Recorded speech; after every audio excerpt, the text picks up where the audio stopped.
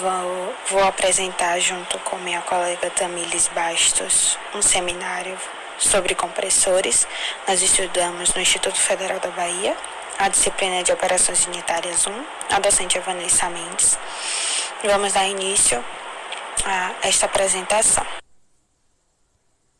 Dando início à apresentação, vamos introduzir falando um pouco o que são os compressores, que são máquinas operatrizes de fluxo compressível utilizadas para converter a energia mecânica em movimentos de fluidos gasosos. Eles, assim como os ventiladores e os sopradores, né, são dessa mesma família das máquinas operatrizes. Eles são utilizados para proporcionar essa elevação da pressão de um gás ou de um escoamento gasoso, né? Nos processos industriais, essas pressões requeridas podem variar. Existem inúmeras aplicações dos compressores, que a gente vai falar um pouco mais à frente também. E eles se diferenciam dos sopradores e ventiladores por provocarem um aumento significativo na pressão dos fluidos. Os compressores, eles são classificados, né, divididos em dinâmicos ou turbocompressores, que dentro dessa área de dinâmicos ou turbocompressores, eles são ainda subdivididos em centrífugos, axiais e mistos. Também eles se dividem em deslocamento positivo ou volumétrico. Dentro do deslocamento positivo ou volumétrico tem os alternativos e os rotativos. Dentro dos alternativos tem o pistão, o êmbolo e o diafragma. E dentro dos rotativos tem as palhetas, parafusos e lóbulos. Dentro dessa classificação dos compressores, né, que tem os compressores volumétricos ou de deslocamento positivo, que é dado a elevação da pressão, ela se consegue com a redução do volume ocupado pelo gás. Eles se subdividem em dois tipos, né?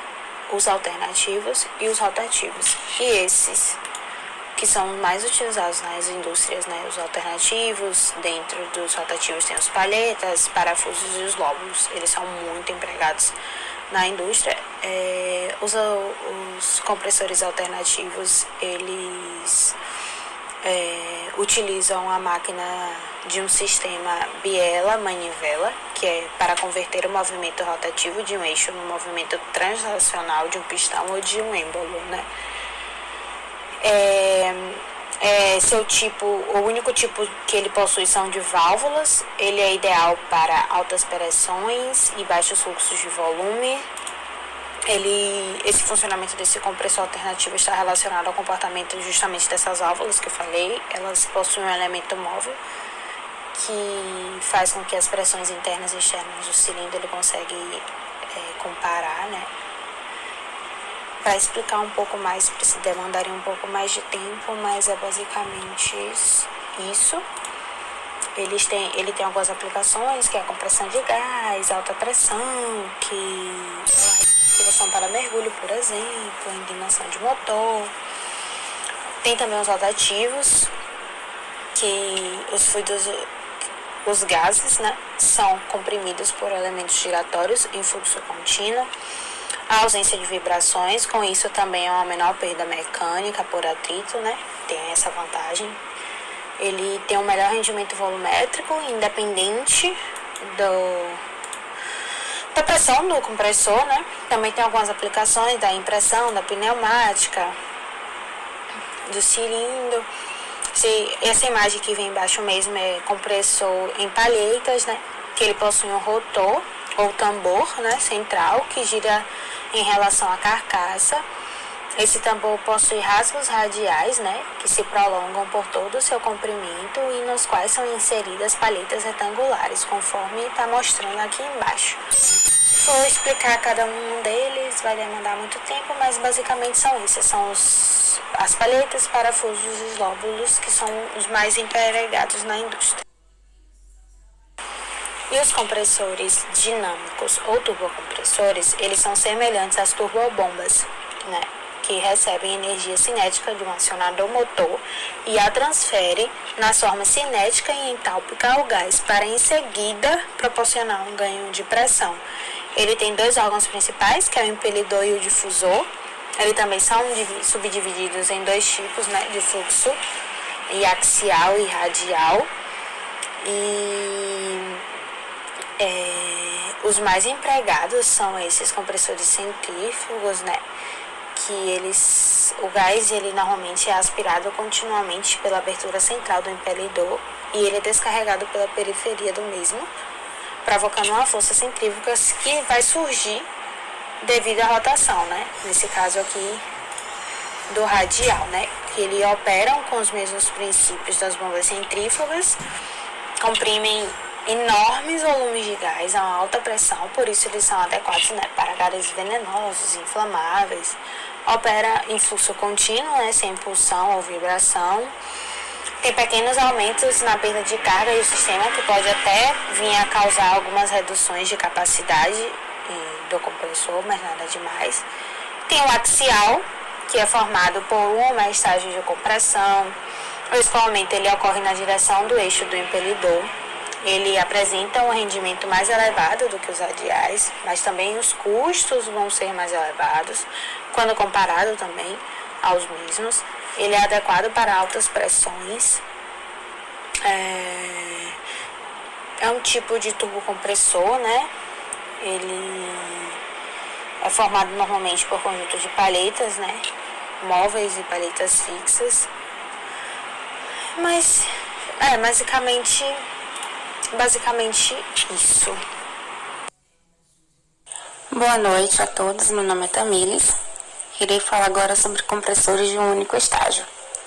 O balanço de energia do trabalho de compressão, de acordo com o exemplo ilustrado na figura, pode ser definido segundo a equação abaixo, sendo os sufixos S, a sucção, e D, a descarga. Os compressores trabalham com gases.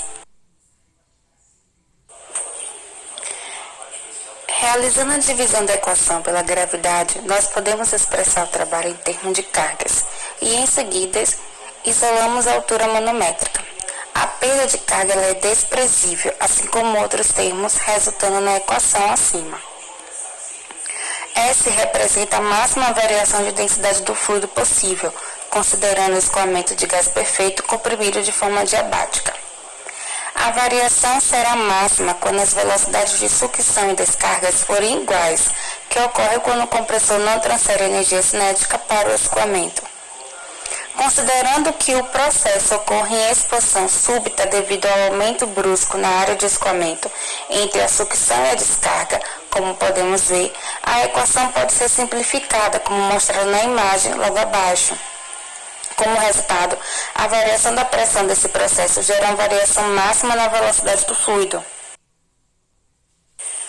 A potência do motor é calculada segundo a equação apresentada no slide. Em um compressor de múltiplos estágios, a carga teórica é dada pela mesma equação de um único estágio, porém estendida em vários estágios. Como ocorre as perdas de cargas, o número de estágio pode ser determinado pela seguinte equação. Os sopradores, né, podem ser considerados como compressores, cuja sua diferença principal é que operam em pressões bem menores, como foi dito lá anteriormente. Eles têm uma maior eficiência, maiores funções e maior durabilidade, né, dependendo bastante da quantidade de rotações por minuto que o soprador realiza, sendo que o modelo com rotação mais baixa, até 3.500 RPM, garante uma vida útil bem maior e menor necessidade de manutenção. A gente está falando um pouco superficialmente sobre isso. Quando a gente vem trazer também as aplicações dos sopradores. O soprador industrial é um equipamento que pode ser utilizado em tratamento de efluentes, aspiração de resíduos, transporte pneumático, vazão de grãos e diversas funções necessárias na utilização de vácuo ou ar. Aqui a gente traz uma imagem com algumas aplicações, né, na agricultura, aeração, no cimento, fluidificação e transporte de produtos químicos, no processo de vácuo, laticínios, ordenha, e na indústria, na expedição de material. São alguns exemplos e aplicações dos sopradores. Temos um exemplo que fala, um ventilador para ar-condicionado está operando a uma velocidade de 600 RPM contra uma pressão estática de 500 Pascal e exigindo potência de 6,50 kW. Está liberando 19.000 metros cúbicos por hora nas condições padrão. Para manusear uma carga térmica de ar-condicionado maior que a planejada originalmente, mais ar se faz necessário. A fim de aumentar a vazão de ar para 21.500 metros cúbicos por hora, quais os novos valores para a rotação do ventilador, a pressão estática e a potência? Aqui nós iremos utilizar as relações. A vazão 2, a vazão na condição inicial, vezes o número da rotação no caso 2.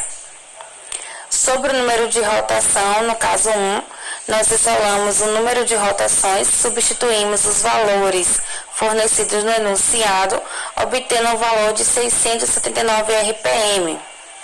Da mesma forma, a pressão estática na condição inicial vezes a razão entre o número de rotação, no segundo caso na condição inicial, elevado ao quadrado.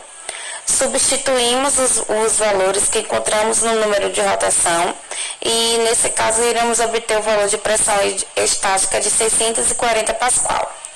E a potência na condição inicial vezes a razão entre a rotação no caso 2, elevado ao cubo. Fazendo a substituição dos valores, encontramos o valor aproximado de 9,42 kW. Queremos agradecer a atenção. Aqui estão algumas das referências utilizadas. Tenham uma excelente